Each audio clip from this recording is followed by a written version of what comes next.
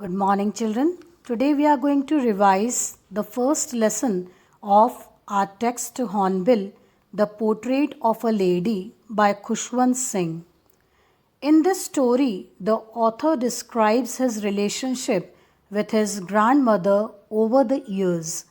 He pens down her daily activities and how she evolved as a character as time passed by. We are going to divide this chapter into 5 stages, children.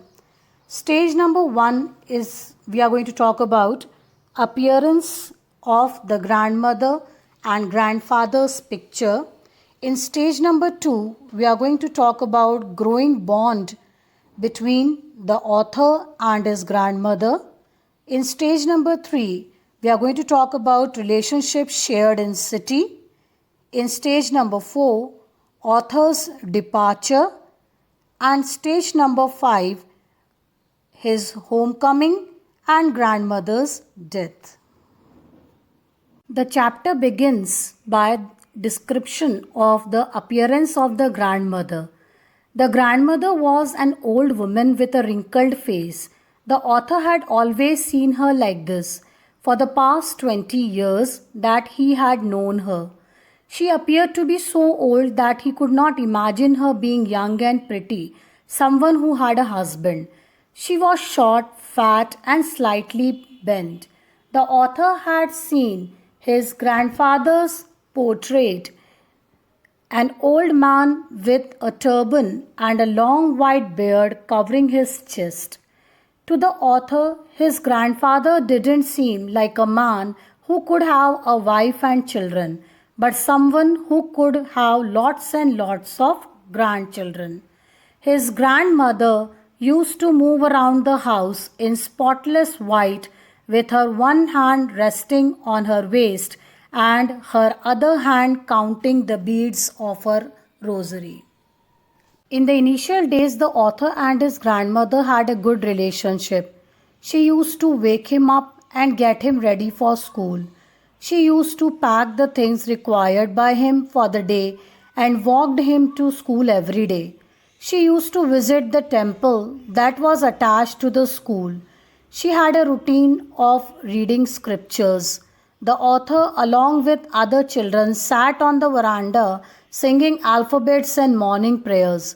They both used to come back home together with stray dogs roaming around them as his grandmother would carry the stale chapatis to feed them. Soon the parents of the author who went to the city to settle in, they called them. As they reached the city, his relationship with his grandmother took a turn. As we know, before they were accompanying with each other to school, but now as the narrator was sent to an English medium school and the school was far, he was going in a bus. Though they shared the room, their bond grew apart. He started going to the school as by bus she could no longer accompany him. There were no longer stray dogs also who roamed around them while walking back, or as she did not drop the child to school.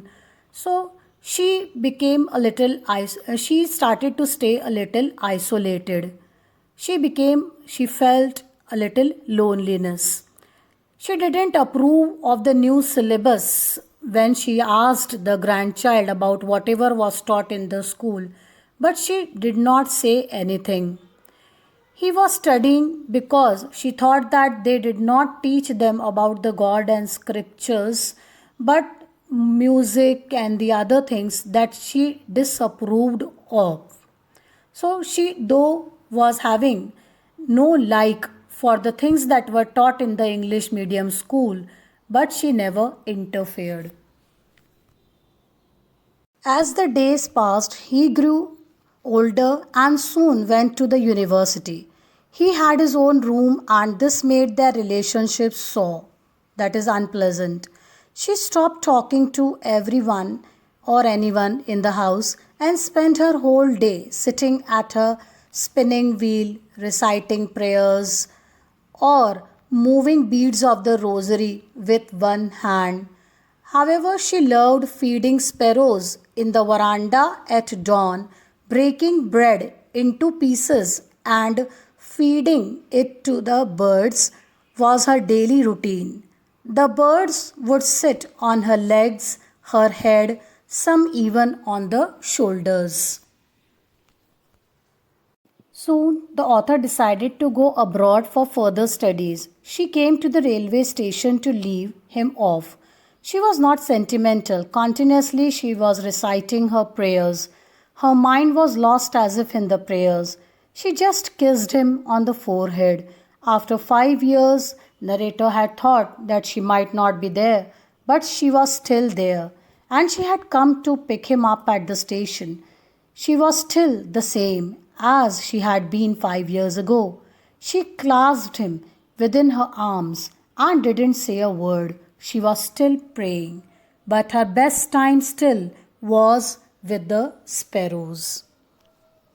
One day she didn't recite her prayer, but instead she collected the women of the neighborhood, got a drum, and started singing. The next morning she was ill with mild fever. The doctor said that there was nothing to worry about, but she was sure that her end was near. She didn't want to waste her time talking to anyone in the family anymore, but spent her last hours in reciting her prayers, laying on the bed.